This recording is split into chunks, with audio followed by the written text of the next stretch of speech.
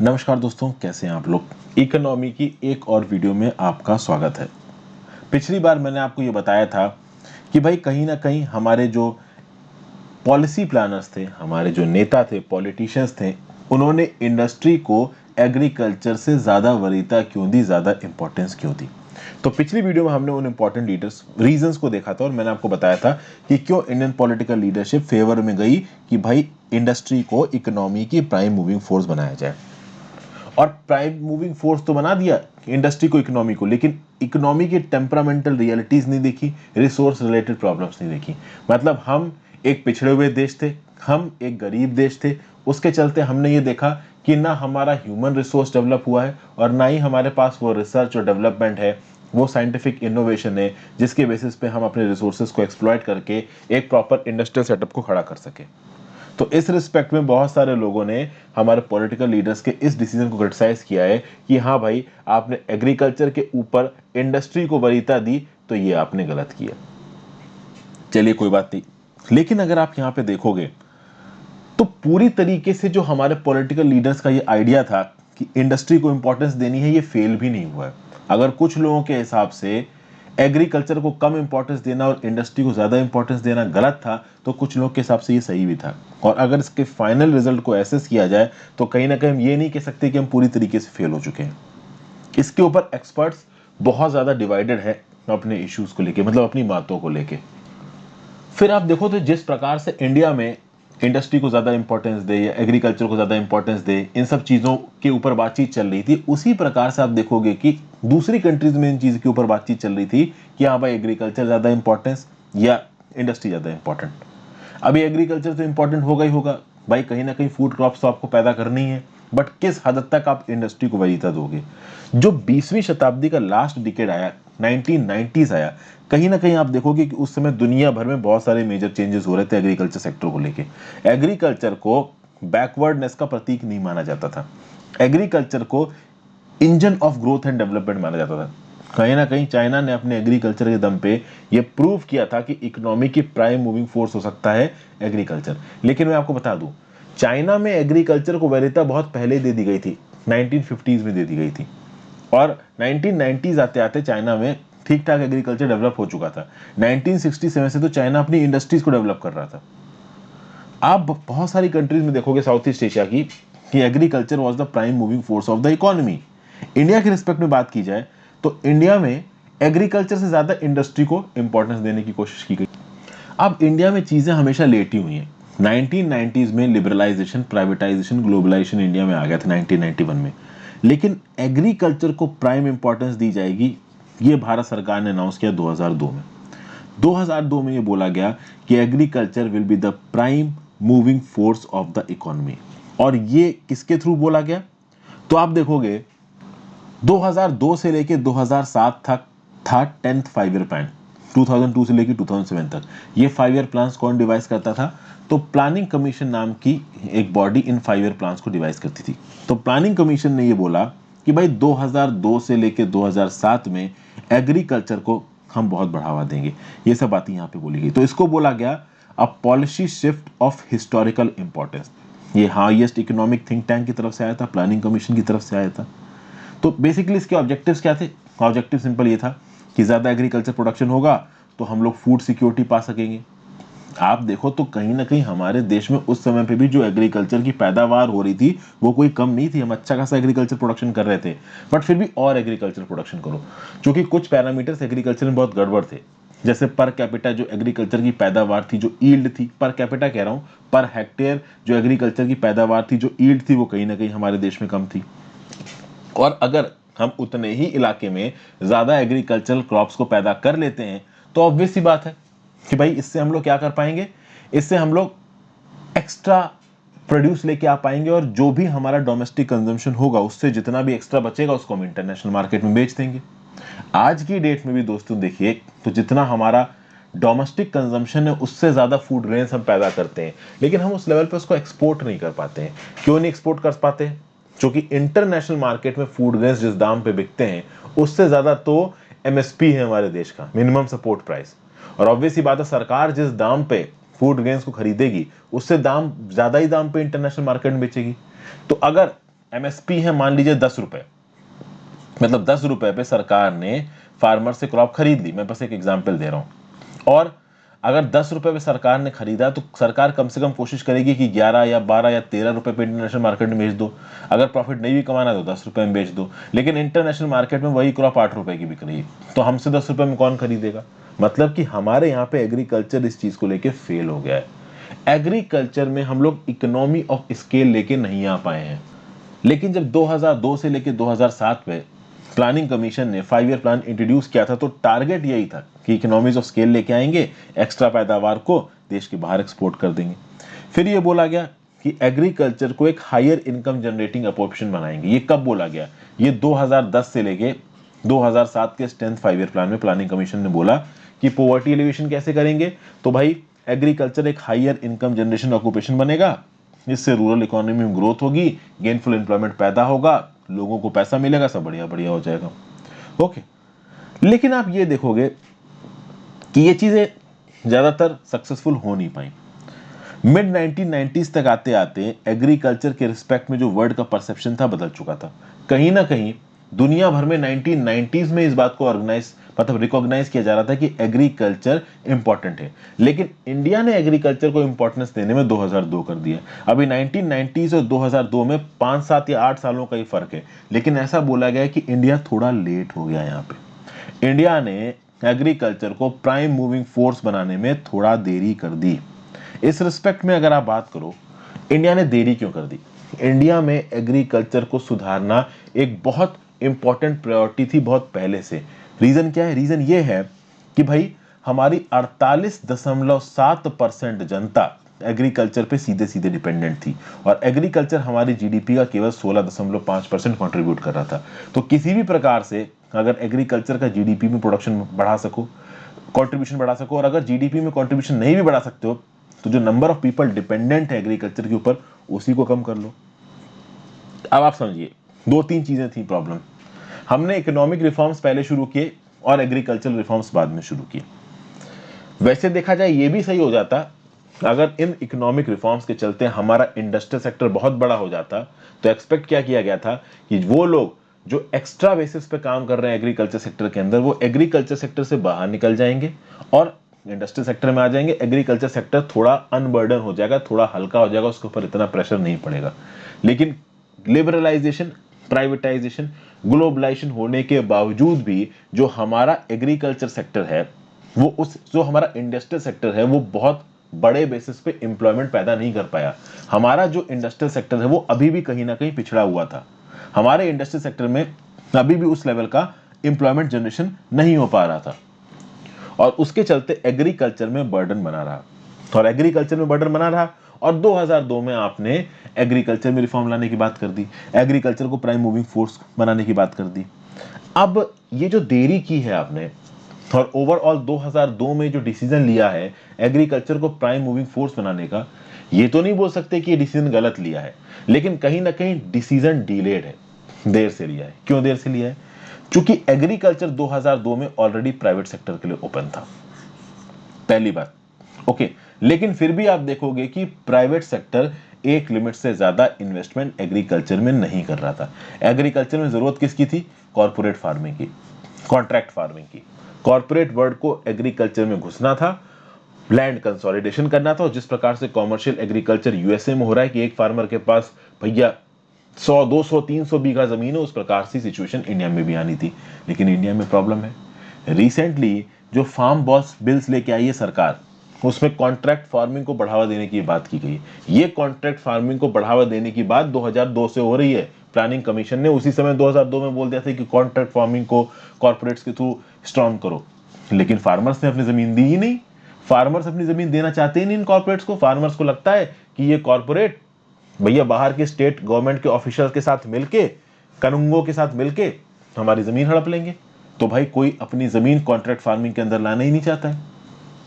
फिर प्रॉब्लम ये भी थी कि भाई ये जो इकोनॉमिक रिफॉर्म्स हुए थे ना, इसके बारे में ज्यादा फार्मिंग कमेटी को आइडिया नहीं था, अवेयरनेस नहीं थी फार्मिंग कमेटी के अंदर इकोनॉमिक रिफॉर्म्स की। दूसरी बात दोस्तों ये थी कि जो डिपेंडेंसी थी हमारी आबादी की एग्रीकल्चर के ऊपर लाइवलीहुड के लिए, वो बहुत ज्यादा थी। इकोनॉमिक रिफॉर्म्स के बाद कहीं ना कहीं, जैसा कि मैंने आपको पहले बताया, ये डिपेंडेंसी कम होनी चाहिए थी। जो लोग एग्रीकल्चर सेक्टर में इन्वॉल्व थे उनको निकल के इंडस्ट्रियल सेक्टर में जाना चाहिए था, बट वो हो नहीं पाया। Okay, industrial sector agriculture sector को अनबर्डन नहीं कर पाया। और एक ऐसे समय पे अगर आप एग्रीकल्चर सेक्टर में रिफॉर्म लाओगे, फिर यहाँ पे देखिए क्या एक्सप्लेनेशन दिया जा रहा है। अगर कोई एक ऐसा सेक्टर है जिसको सुधारने के लिए केंद्र की सरकार भी स्ट्रगल कर रही है और राज्य की सरकारें भी स्ट्रगल कर रही है, तो वो है फार्म सेक्टर। फार्म सेक्टर में रिफॉर्म्स की जरूरत है, ये हमको कई डेकेड से पता है, कई साल भी नहीं, कई डेकेड से पता है। और जो हर्डल्स हैं फार्म सेक्टर के सामने, उनको हम लोग यहाँ पे समझने की कोशिश करते हैं। पहला hurdle, national agri market is the need of the hour. एक नेशनल एग्रीकल्चर मार्केट की जरूरत है, जहां पे कोई एक स्टेट का पर्सन अगर किसी दूसरे स्टेट के पर्सन को भी अपनी क्रॉप बेचना चाहे तो बेच सके। एक स्टेट के अंदर किसी एक डिस्ट्रिक्ट का पर्सन, फार्मर, किसी दूसरे डिस्ट्रिक्ट को, यानी कि अपने इलाके से दूर भी अगर अपने एग्रीकल्चर प्रोड्यूस को बेचना चाहे तो वो बेच सके। उसके लिए प्रॉपर आपको लॉजिस्टिकल नेटवर्क्स और इकोनॉमिक लॉजिस्टिकल नेटवर्क्स सेटअप करने पड़ेंगे। इससे होगा क्या? इससे होगा ये कि जो भी फार्मर्स अपना प्रोड्यूस, अपना पैदावार कर रहे हैं, उनको कोई एक्सप्लॉइट ना कर सके। आप देखोगे इंडिया में एक ऑर्गेनाइज तरीके से फार्मर्स का एक्सप्लॉइटेशन होता है। बीच में बिचौलिए बैठे रहते हैं एग्रीकल्चर प्रोड्यूस मार्केट कमिटीज में, जो कि इन फार्मर्स को काफी कम पैसा देते हैं। फार्म लॉस से रिस्पेक्ट में अभी 3 से 4 महीने पहले जब ये फार्म लॉस के अगेंस्ट जो एजिटेशन था, इसने जोर पकड़ रखा, तो उस समय पे मैंने बहुत डिटेल में फार्म लॉस को डिस्कस किया था।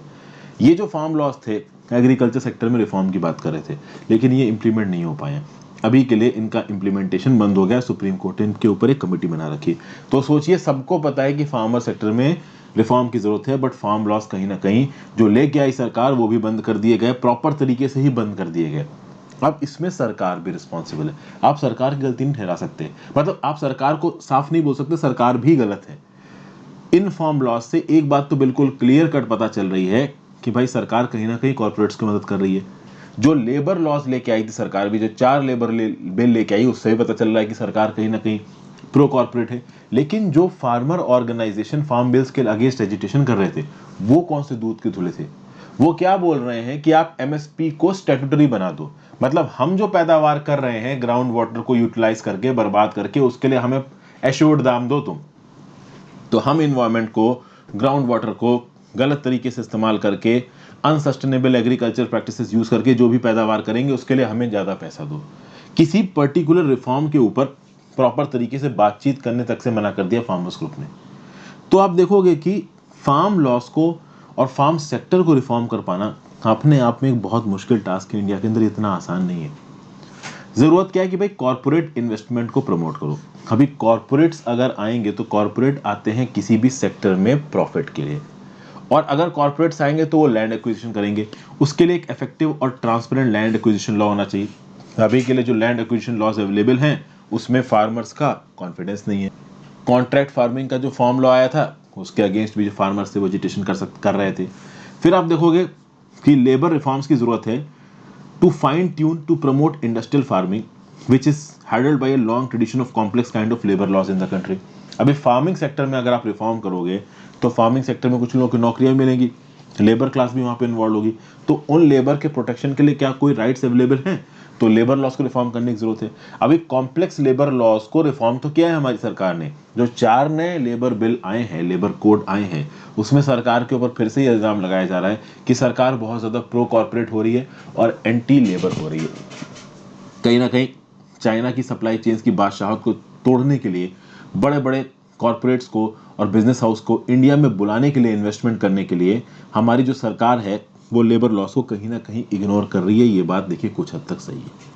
फिर आगे बात करें तो जो फार्म मैकेनाइजेशन है, it is hindered by lack of investment in industries. तो भाई जो प्राइवेट कॉर्पोरेट्स हैं वो इन्वेस्टमेंट करें, R&D करें, रिसर्च एंड डेवलपमेंट में भी बहुत सारी ह्यूज इन्वेस्टमेंट की जरूरत है।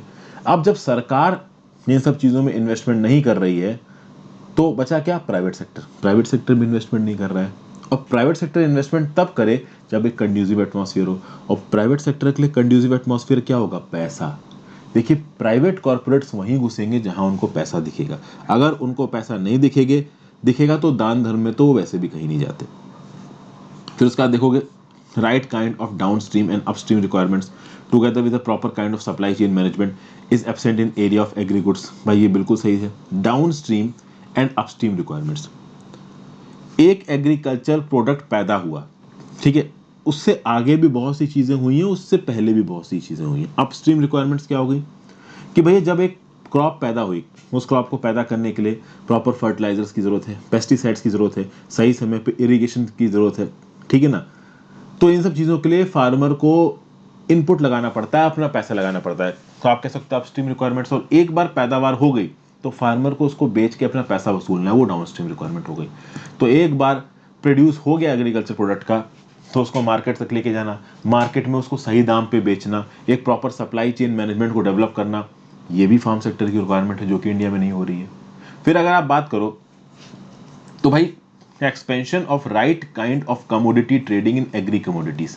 भाई एग्रीकल्चरल कमोडिटीज में सही प्रकार से कमोडिटी की ट्रेडिंग करना, जहां पे फार्मर्स को उनके हक का पैसा मिले। फिर फार्म सेक्टर को स्ट्रेंथन करना, कैसे स्ट्रेंथन करना भाई, डेवलप्ड वर्ल्ड में फार्म सेक्टर बहुत स्ट्रेंथन है। तो डेवलप्ड वर्ल्ड में जिस प्रकार की सब्सिडीज मिलती है यूएसए में, यूरोप में उनके फार्मर्स को, उसके चलते उनके जो प्रोडक्ट्स होते हैं ना इंटरनेशनल मार्केट में, उनमें बहुत सारी सब्सिडीज इन्वॉल्व होती हैं, जिसके चलते इंटरनेशनल मार्केट में वो बहुत सस्ते बिकते हैं। अभी उन प्रोडक्ट्स के साथ अगर हमारे फार्मर्स को कॉम्पीट करना है तो हमारी सरकार को भी हमारे फार्म सेक्टर को काफी मदद देनी पड़ेगी, जो कहीं ना कहीं दे रही है। लेकिन उसके चलते हमारे एक्सपोर्ट वीक पड़ गए हैं। समझ गए? हमारे फार्मर्स जो पैदावार करते हैं क्रॉप की, उसमें उनका इनपुट ज्यादा लग जाता है, लागत ज्यादा लग जाती है। तो एक्चुअली में उनको ज्यादा पैसा मिलना चाहिए। तो एमएसपी पे जब वो क्रॉप बेचते हैं, तो जैसा कि मैंने बताया वो एमएसपी इंटरनेशनल प्राइसेस से ज्यादा है, तो हमारे produced food range international market में अनकॉम्पिटिटिव हो जाते हैं। लेकिन जब कभी पैंडेमिक टाइप की चीज आती है, जब वियतनाम और थाईलैंड जैसी कंट्रीज में चावल के दाम बढ़ जाते हैं, तो चाइना जैसी कंट्रीज इंडिया से भर भर के चावल खरीदने लगती हैं। तो जब इंटरनेशनल मार्केट में फूड प्राइस के दाम बहुत ज्यादा ऊपर चले जाते हैं, तब इंडिया के फूड ग्रेन्स धड़ल्ले से बिकने लगते हैं, जैसे कि 2020 में बिके। बट नॉर्मल केसेस में जब दुनिया भर की इकोनॉमी सही चल रही है, एग्रीकल्चर प्रोडक्शन थाईलैंड वियतनाम जैसी कंट्रीज में अच्छा खासा हो रहा है, तब इंडिया के फूड प्रोडक्ट्स ज्यादा इंटरनेशनल मार्केट में नहीं बिकते हैं। Plus making farming remunerative to check farm classes of contemporary times. कहीं ना कहीं एग्रीकल्चर एज अ बिजनेस को रिम्यूनरेटिव बनाने की जरूरत है, कुछ इस प्रकार से बनाने की जरूरत है कि ज्यादा से ज्यादा फार्मर्स इसमें इन्वॉल्व हों, उनको प्रॉफिट मोटिव उसमें नजर आना चाहिए। ये बात यहाँ पे कही जा रही है। अब बात करते हैं प्लांट और मिक्स्ड इकोनॉमी की। सबसे पहले बात करेंगे प्लांट इकोनॉमी की। जब इंडिया इंडिपेंडेंट हुआ तो इसको क्या डिक्लेयर किया, तो इसको ऑब्वियस सी बात है प्लांट इकोनॉमी डिक्लेयर किया गया। प्लांट और मिक्स्ड इकोनॉमी।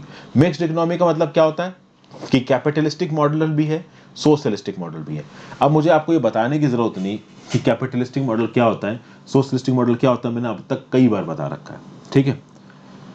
तो भाई इंडियन इंडिपेंडेंट इंडिया में प्लांट इकोनॉमी होगी और मिक्स्ड इकोनॉमी होगी, मतलब कैपिटलिस्टिक और सोशलिस्टिक दोनों एलिमेंट होंगे, और प्लानिंग होगी। प्लानिंग मतलब सेंट्रलाइज तरीके से जो हमारे पॉलिटिकल लीडर है वो प्रॉपर तरीके से प्लान करेंगे कि हाँ भाई इकोनॉमी में इस सेक्टर में ये करना है, इस सेक्टर में ये करना है। कुल मिला के मतलब यह है कि आप पॉलिटिकल फोर्सेस पे कुछ भी नहीं छोड़ रहे हो। हमारी पॉलिटिकल लीडरशिप ने इंडिपेंडेंस से पहले आज़ादी के लिए जो जंग लड़ी थी, उसी में इस बात को डिसाइड कर लिया था कि हम अपनी इकोनॉमी को प्लान रखेंगे। हमारे देश में बहुत सारी रीजनल डिस्पैरिटीज हैं, किसी एक रीजन में बहुत सारे अमीर लोग दिख जाएंगे, गरीब लोग दिख जाएंगे। इंटर रीजनल डिस्पैरिटीज हैं, तो कुछ स्टेट इंडिपेंडेंस के समय पे ज़्यादा डेवलप्ड थे, कुछ कम डेवलप्ड थे। तो फॉर एग्जाम्पल गुजरात और महाराष्ट्र, जो कि उस समय पे बॉम्बे प्रोविंस हुआ करता था, वो बहुत डेवलप्ड था, और इंटीरियर में मध्य प्रदेश और यूनाइटेड प्रोविंस वाले इलाके में चले जाओ तो वो बिल्कुल ही कंगाल था। तो इस प्रकार की इंटर रीजनल डिस्पैरिटीज थी, जिनके बहुत हिस्टोरिकल कारण थे। इन डिस्पैरिटीज को हटाना था, तो इन डिस्पैरिटीज को कैसे हटाया जाएगा? अगर आप इंटरफेरेंस नहीं करोगे, कैपिटलिस्टिक मॉडल पे चीजों पे छोड़ दोगे, तो बॉम्बे प्रोविंस डेवलप ही होती चली जाएगी, और यूनाइटेड जो प्रोविंसेस थी यूपी, वो और कंगाल होता चला जाएगा। इसलिए सरकार ने बोला कि हम प्लानिंग करेंगे, हम डिसाइड करेंगे कि कैसे मास पॉवर्टी को हटाया जा सकता है। इकोनॉमिक प्लानिंग में किस इलाके को कितना पैसा एलोकेट करना है, कौन सा बिजनेस कहाँ चलाना है, कौन सी सरकारी कंपनी क्या क्या बनाएगी, कैसे चीज़ें लोगों तक लेके जाई जाएंगी, ये सब कौन डिसीजन लेगा? ये सब सरकार डिसीजन लेगी। और इसके बेसिस पे ही ये जो इतने गरीब लोग हैं, इस गरीबी को सॉल्व किया जा सकता है। क्योंकि जब गवर्नमेंट प्लानिंग करेगी तो रिसोर्सेज को लोगों के एजुकेशन के लिए, लोगों की पढ़ाई लिखाई के लिए, लोगों की डेली नीड्स की बेसिक मर्रा की जो ज़रूरत होती उनके लिए डाइवर्ट किया जाएगा। उद्देश्य सब इन सब चीज़ों को कहीं ना कहीं centralised planning of union government के साथ जोड़ा गया। अब अगर बात करूं जब हमारा संविधान बना, तो संविधान बनने के बाद वैसे तो हमारे संविधान में फेडरल फीचर्स थे, मतलब केंद्र सरकार भी नियम कानून बना सकती है, राज्य की सरकारें भी नियम कानून बना सकती हैं, अपने डोमेन में राज्य सरकारें नियम कानून बनाएंगी। लेकिन ज़्यादा नियम कानूनों को बनाने की ताकत खासकर शुरुआती दौर में हमारी केंद्र सरकार के पास थी। आज की डेट में भी केंद्र सरकार के पास ही है। केंद्र सरकार ने अपने हाथ में इतनी सारी ताकतों को क्यों कंसंट्रेट किया, या फिर कह लीजिए कि कॉन्स्टिट्यूएंट असेंबली में जो हमारे कॉन्स्टिट्यूशनल के फेमर्स थे, उन्होंने केंद्र सरकार को ताकत क्यों दी? अगर इस सवाल के बारे में बात की जाए तो देखिए, दुनिया भर में ऐसी बहुत सी चीजें हुई थी जिसके चलते सेंट्रलाइज प्लानिंग की जरूरत महसूस हो रही थी।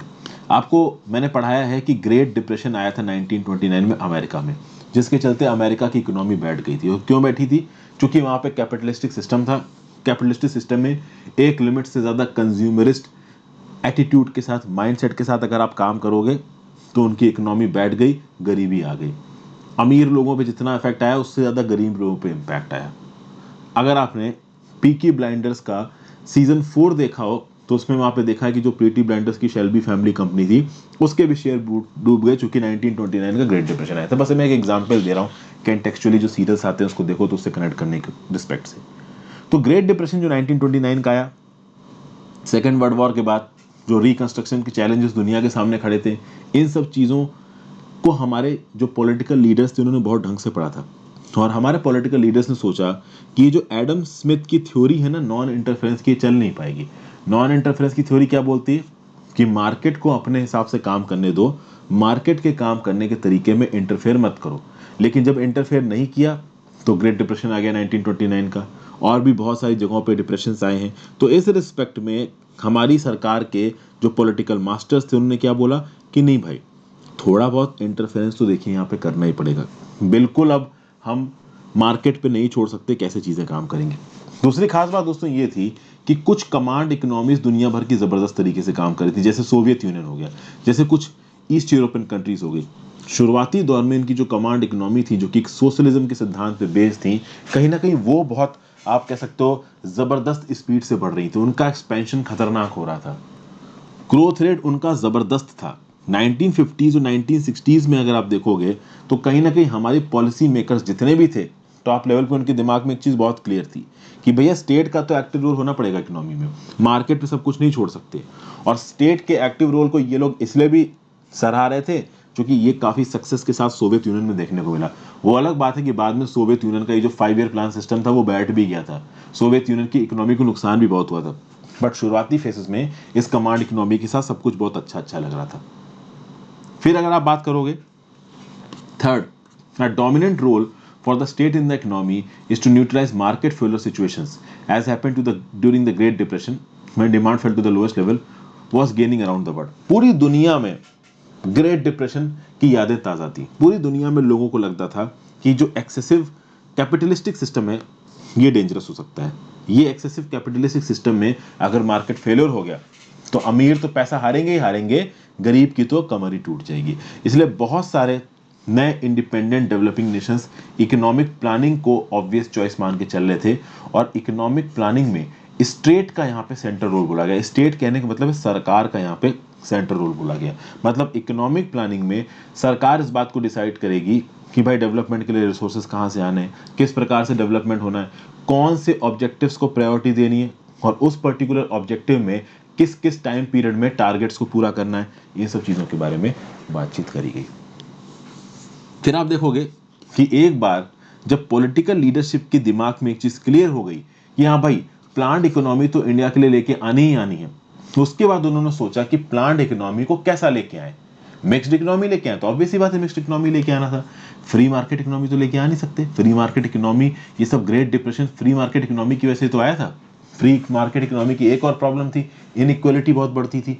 एक तबका अमीर ही होता चला जाता था, दूसरा तबका गरीबी होता चला जाता था। तो फ्री मार्केट इकोनॉमी नहीं आनी थी, तो प्लान्ड इकोनॉमी आनी थी और मिक्स्ड इकोनॉमी आनी थी। मिक्स्ड इकोनॉमी मतलब थोड़ा प्राइवेट ओनरशिप देंगे, थोड़ा स्टेट ओनरशिप देंगे, मतलब कैपिटलिस्टिक सिस्टम भी होगा और सोशलिस्टिक सिस्टम भी होगा। ये बात बोली गई आपकी फ्री मार्केट इकोनॉमी में। उसका देखिए, ये जो आइडिया था हमारी प्लानिंग का, ये पूरी तरीके से सोवियत सिस्टम से आया था। लेकिन सोवियत सिस्टम के आइडिया को हम ब्लंटली, या फिर आप कह सकते हो बिल्कुल क्रूड तरीके से कॉपी नहीं कर सकते, क्योंकि सोवियत सिस्टम एक कमांड इकोनॉमी थी और हम डेमोक्रेटिक देश हैं। एक कमांड इकोनॉमी, एक सोशलिस्ट कंट्री और एक डेमोक्रेटिक देश में फर्क होता है। अभी चाइना एक कम्युनिस्ट कंट्री की तरह उभरा, चाइना में सेंट्रलाइज लीडरशिप है माओ जेडोंग को, तो माओ जेडोंग को कोई डर नहीं है कि आगे इलेक्शन होंगे और उनकी कुर्सी चली जाएगी, बट नेहरू साहब को डर है कि आगे इलेक्शन होंगे, कुर्सी जा सकती है। हालांकि शुरुआत में नेहरू साहब को डर नहीं था, बट कहीं ना कहीं भाई डेमोक्रेसी में आप एक तरीके से काम कर सकते हो, डेमोक्रेसी में आप कुछ भी करो ये नहीं हो पाएगा। अब तक इंडिया प्राइवेटली हेल्ड इकोनॉमी थी, तो अंग्रेज अपने मतलब के लिए इंडिया को एक्सप्लॉइट कर रहे थे, लेकिन अब कहीं ना कहीं डेमोक्रेसी हो गई थी और इंडिया में प्लानिंग होगी, सेंट्रलाइज प्लानिंग, ये तो कहीं ना कहीं चाचा नेहरू ने आज़ादी से पहले ही सोच लिया था। हमारे इंडियन नेशनल कांग्रेस में चाचा नेहरू, सुभाष चंद्र बोस, ये दो लोग ऐसे थे जिनकी बिल्कुल सोशलिस्टिक लीनिंग्स थी कि हाँ भाई सेंट्रल तरीके से नेशनल प्लानिंग करके इंडस्ट्रीज को बढ़ा के इंडिया को डेवलप करना है। सुभाष चंद्र बोस जी अनफॉर्चुनेटली इंडिपेंडेंस नहीं देख पाए, आप कह सकते हो ब्रेन क्रैश में उनकी मृत्यु हो गई, जो ऑफिशियल चीज़ें बोलती हैं। अनऑफिशियली क्या हुआ सुभाष चंद्र बोस जी के बारे में पता नहीं, लेकिन नेहरू जी ने बोला कि ठीक है, जो पुराना हम लोगों ने नेशनल प्लानिंग वाला सिद्धांत बनाया था उसी को लेके आगे चलेंगे। तो काफी हद तक हम लोगों ने अपने सिस्टम को सोशलिस्ट सिस्टम की तरह रखने की कोशिश की। हालांकि पूरी तरीके से हम सोशलिस्ट सिस्टम की तरह नहीं रख सकते थे अपने आप को, हम लोग पूरी तरीके से अपने आप को सोवियत यूनियन का इकोनॉमिक सिस्टम में कन्वर्ट नहीं कर सकते थे, क्योंकि हम लोग डेमोक्रेसी थे। और कहीं ना कहीं पंडित जवाहरलाल नेहरू जी और जो बाकी इकोनॉमिक प्लानर्स थे, जैसे कि महालानोबिस साहब, प्रशांत चंद्र महालानोबिस साहब, ये पूरी तरीके से सोवियत इकोनॉमी जैसा बनाना भी नहीं चाहते थे अपने देश को। हमारे देश में स्टेट का और सरकारी कंपनीज का इंपॉर्टेंट रोल रखा गया, बट कहीं ना कहीं प्राइवेट एंटरप्राइजेस को भी शुरू से थोड़ा पुश किया गया। हालांकि लाइसेंस सिस्टम के चलते उनको कुछ ज़्यादा ही रेगुलेट कर दिया, बट हमारे प्लानर्स के दिमाग में ये था कि कभी ना कभी तो भाई प्राइवेट एंटरप्राइज को ऊपर बढ़ाना ही पड़ेगा। फिर आप देखोगे कि उस समय पे इंडिया के पास एक और अल्टरनेटिव अवेलेबल था। फ्रांस नाम की जो कंट्री थी वो भी मिक्स्ड इकोनॉमी थी। 1944-45 के समय पे उन्होंने मिक्स्ड इकोनॉमी का सिद्धांत अपनाया था। फ्रांस एक डेमोक्रेटिक कंट्री थी, लेकिन फ्रांस ने कैपिटलिस्टिक सिस्टम को अडॉप्ट किया था, सोशलिस्टिक सिस्टम को अडॉप्ट नहीं किया। हमने सोशलिस्टिक सिस्टम को अडॉप्ट किया, लेकिन प्रॉब्लम ये थी कि फ्रांस में ये जो कैपिटलिस्टिक सिस्टम था डेमोक्रेसी के साथ, ये ज़्यादा लंबा चला नहीं था। 1944 में ही बना था और इससे हम ज़्यादा एक्सपीरियंस उठा नहीं पाए। अगर फ्रांस 50-60 साल पहले बन गया होता और उसकी इकोनॉमिक डेवलपमेंट हम देख पाते, तो कहीं ना कहीं फ्रांस से हमको कुछ इंसाइट्स मिल जाते कि हाँ भाई ये देश इस इकोनॉमिक सिस्टम के हिसाब से चला है तो आगे ऐसा हो सकता है। तो फ्रांस एक डेमोक्रेसी है, इंडिया एक डेमोक्रेसी है। फ्रांस में अगर कैपिटलिस्टिक सिस्टम है और 40-50 साल उसका एडमिनिस्ट्रेशन चलता है तो इंडिया देखता है। अमेरिका के एडमिनिस्ट्रेशन को इंडिया ब्लाइंडली कॉपी नहीं कर सकता है, क्योंकि अमेरिका में ग्रेट डिप्रेशन आया था और ग्रेट डिप्रेशन कोई भी नहीं चाहेगा कि उसके देश में आए, तो हमारे नेहरू जी भी नहीं चाहे कि उसके देश में आए। और नेहरू जी का साफ साफ सिंपल सीन था, वो पहले ही सोशलिस्ट सिस्टम और सोवियत यूनियन से बहुत ज्यादा इंप्रेस थे। इसलिए भैया हमारे देश की इनिशियल डेवलपमेंट में पब्लिक सेक्टर इंटरप्राइजेस एक मेजर रोल प्ले करेंगे, स्टेट यानी कि सरकार एक मेजर रोल प्ले करेगी, ये बहुत पहले से ही क्लियर था। ठीक है भाई, तो इसके रिस्पेक्ट में सरकारी रोल को पॉइंट आउट करने के लिए यहाँ पे एक बड़ा सा पैराग्राफ लिखा है। उस पैराग्राफ में कुछ नहीं लिखा है, इस पैराग्राफ में यही लिखा है कि भाई हमारे देश के जो लीडर्स थे वो पूरी तरीके से complete nationalisation of means of production नहीं चाहते थे, extensive system of government control on allocation of resources ये नहीं चाहते थे। वो एक ऐसी टेक्निक ऑफ प्लानिंग चाहते थे जिसके चलते शुरुआती फेज में, जब हमारी इकोनॉमिक नेसेंट फेज में, जब देश में इतने सारे गरीब लोग हैं, तो भाई रीअलाइनमेंट होना चाहिए प्रोडक्टिव फोर्सेस का। पब्लिक सेक्टर जब आगे बढ़ के इन्वेस्टमेंट करके चीज़ें पैदा होंगी तो वो चीज़ें प्रॉफिट के हिसाब से या फिर परचेजिंग कैपेसिटी के हिसाब से लोगों तक नहीं पहुंचेंगी, उनके ज़रूरत के हिसाब से लोगों तक पहुंचेंगी और धीरे धीरे यहाँ पे प्राइवेट सेक्टर को एंट्री दी जाएगी। तो यहाँ पे जो स्टेट थी, गवर्नमेंट थी, वो इकोनॉमी को कंट्रोल नहीं कर रही थी, वो इकोनॉमी को एक गाइडेंस देने की कोशिश कर रही थी, एक डायरेक्शन देने की कोशिश कर रही थी। सोशलिस्ट कंट्रीज में, सोवियत यूनियन में, चाइना में जो सरकार थी वो इकोनॉमी को कंट्रोल कर रही थी, बट इंडिया में ये बोला गया कि कंट्रोल नहीं करना है, गाइडेंस देनी है, डायरेक्शन देना है, बट अनफॉर्चुनेटली वो कंट्रोल ही हो गया। तो यहाँ पे जो हमारे आप कह सकते हो लीडर्स ने इमेजिन किया वो बड़ी आगे की चीज़ इमेजिन कर ली। 1950s में, 1960s में एक अवधारणा निकली पूरी दुनिया में, केवल इंडिया में नहीं, पूरी दुनिया में 1950s 1960s में अवधारणा निकली कि state intervention in economy is important. लेकिन एट द सेम टाइम कुछ और चीजें भी हुई। एक चीज हुई जिसका नाम है east Asian miracle. East Asian miracle ने इस state intervention in the economy वाली थ्योरी को तोड़ के रख दिया। कैसे तोड़ के रख दिया मैं आपको समझाता हूँ। हुआ ये कि 1960s से लेकर 1990s के बीच में, इनफैक्ट 1960s के लेटर पार्ट की बात कर लीजिए और 1990s तक की बात कर लीजिए, लगभग 3 डेकेड से ज्यादा, इन 30 सालों में 4 कंट्रीज बहुत तेजी से आगे बढ़ी। एक कंट्री थी साउथ कोरिया, एक कंट्री थी ताइवान, एक कंट्री थी सिंगापुर और एक थी हांगकांग। हांगकांग को आप एक कंट्री नहीं बोल सकते अभी के लिए, वो पहले वो ब्रिटेन के अंदर था, बाद में चाइना के अंदर आ गया। तो साउथ कोरिया, ताइवान, सिंगापुर और हांगकांग 1960 से लेकर 1990s तक ये जो 4 टेरिटरीज थी, इनके यहाँ पे जबरदस्त इंडस्ट्रियलाइजेशन हुआ, जबरदस्त हाई ग्रोथ रेट थी भैया। सालाना 7% की ग्रोथ रेट इनकी इकोनॉमी को देखने को मिली। हांगकांग और Singapore leading international financial centre बने। साउथ कोरिया और ताइवान टॉप लेवल के मैन्युफैक्चरिंग इलेक्ट्रिक कंपोनेंट्स के निर्माता बने। तो इलेक्ट्रॉनिक कंपोनेंट्स और डिवाइसेस बनाने में साउथ कोरिया, ताइवान को कोई पीछे नहीं कर सकता। और भाई फाइनेंशियल सेक्टर में हांगकांग और सिंगापुर बहुत ऊपर उठे, केवल न्यूयॉर्क और लंदन इनकी टक्कर को बचा। और यहाँ पे एक चीज देखी गई कि भाई वर्ल्ड बैंक की एक रिपोर्ट आई और वर्ल्ड बैंक की रिपोर्ट ने बोला कि ये जो 4 एशियन टाइगर्स उठे हैं, south Korea, Taiwan, Singapore, Hong Kong, ये न्यू लिबरल पॉलिसीज को फॉलो करते हुए उठे हैं, एक्सपोर्ट ओरिएंटेड पॉलिसीज को फॉलो करते उठे, जहां पे कम टैक्सेस लगाए गए हैं, वेलफेयर स्टेट मिनिमल है। आप समझिए, स्टेट इंटरवेंशन होगा जब इकोनॉमी में, तो न्यू लिबरल पॉलिसी नहीं आ सकती, एक लिमिट से ज्यादा लिबरलाइजेशन नहीं आ सकता, मार्केट डायरेक्शन वाला सिद्धांत नहीं आ सकता। लेकिन ये 4 कंट्रीज या फिर कह लीजिए टेरिटरीज मार्केट ओरिएंटेड प्रोसेस से ऊपर उठी, वेलफेयर स्टेट पे यहाँ पे थोड़ा कम ध्यान था, और कहीं ना कहीं इन्होंने कम टैक्सेस लगाए, एक्सपोर्ट पे ज्यादा ध्यान दिया और अपने आप को डेवलप किया। हालांकि मैं एक बात बता दूं कि वर्ल्ड बैंक की रिपोर्ट ऐसा बोलती है, बहुत सारे और इंस्टीट्यूशंस भी ऐसे हैं जिन्होंने वर्ल्ड बैंक की रिपोर्ट को काउंटर किया है। बहुत सारे ऐसे इंस्टीट्यूशन जिन्होंने ये बोला है कि जो 4 कंट्रीज बढ़ी हैं, ऐसा नहीं है कि न्यू लिबरल पॉलिसीज है, ऐसा नहीं है कि स्टेट का इंटरवेंशन बिल्कुल था ही नहीं, लिमिटेड स्टेट का इंटरवेंशन यहाँ पे भी था। लेकिन वर्ल्ड बैंक की 1993 की रिपोर्ट ये बोलती है कि ये जो ईस्ट एशियन मिरेकल, इसको ईस्ट एशियन मिरेकल बोला गया है, इस ईस्ट एशियन मिरेकल को सक्सेसफुल इसलिए बना पाए क्योंकि इन 4 कंट्रीज की जो भी कंट्रोलिंग पावर्स थी, इन्होंने ज्यादा इंटरफेरेंस नहीं किया इनकी इकोनॉमी में, इनकी मार्केट में, इसलिए इतनी तेजी से आगे बढ़ी।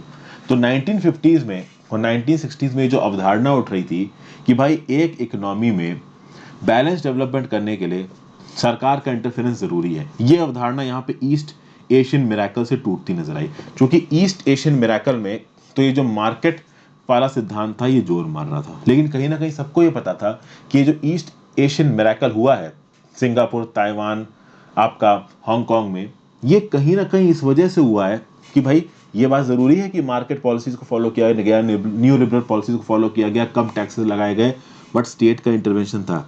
आप ये नहीं बोल सकते कि जीरो स्टेट का इंटरवेंशन है। समझ गया? तो ये सब बातें यहाँ पे बताई जा रही हैं।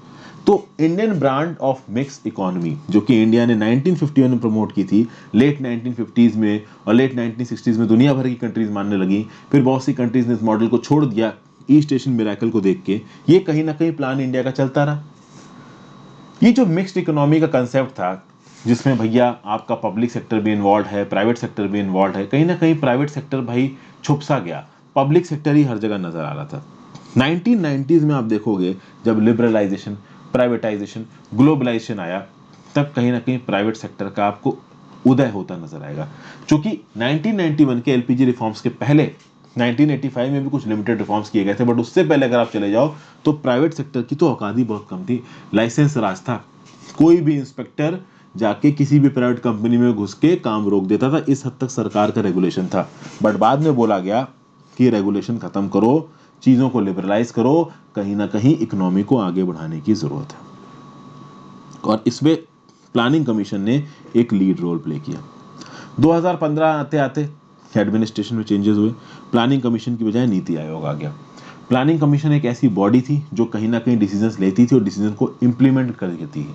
प्लानिंग कमीशन के जो डेप्यूटी चेयरमैन थे, जैसे कि लेटेस्ट थे मोंटेक सिंह अहलूवालिया, काफ़ी चलती थी, उनको फाइनेंस मिनिस्टर से ज़्यादा औकात मानी जाती थी उनकी। लेकिन जब प्लानिंग कमीशन को रिप्लेस करके नीति आयोग बना गया, तो NITI Aayog is just a think tank. NITI Aayog बस पॉलिसी रिकमेंडेशंस देता है, इंप्लीमेंट करना नीति आयोग की बस की बात नहीं है। प्लानिंग कमीशन के बेसिस पे समय पे एक और प्रॉब्लम थी, फाइनेंस कमीशन से ज़्यादा इंपॉर्टेंट प्लानिंग कमीशन हो गया था, लेकिन अब फाइनेंस कमीशन की वो पुरानी इंपॉर्टेंस वापस आ गई है। तो आप देख सकते हो कि इंडिया का जो एक्सपीरियंस रहा है डेवलपमेंटल प्लानिंग को लेके 6 डेकेड्स का है। यहाँ पे cooperative federalism, bottom approach, holistic inclusive development करने की कोशिश की गई है। Indian of model of development को सक्सेसफुल बताया जाता है। अब अगर आप पाकिस्तान जैसी कंट्रीज, बांग्लादेश जैसी कंट्री से डेवलप कंपेयर करोगे तो हम सक्सेस हैं। अगर आप चाइना जैसी कंट्री से हमको कंपेयर करोगे, वियतनाम जैसी कंट्रीज से कंपेयर करोगे तो हम फेल्योर हैं। तो ये सब चीज़ें हैं। अगली वीडियो में हम लोग देखेंगे कि emphasis on the public sector, किस हद तक हमारे पब्लिक सेक्टर के ऊपर हमने अपने आप को रिलाई किया है अपनी डेवलपमेंट के लिए। अगली वीडियो में इस चैप्टर को मैं खत्म कर दूंगा and then we will move on to chapter 4। आप मुझे नीचे कमेंट बॉक्स में जरूर बताइए कि आपको वीडियोस पसंद आ रही हैं कि नहीं, आपको चीज़ें समझ में आ रही कि नहीं आ रही, क्या मैं बहुत धीमे चल रहा हूँ या मैं बहुत तेज चल रहा हूँ। आपके value additions always welcome. Thank you for watching, have a great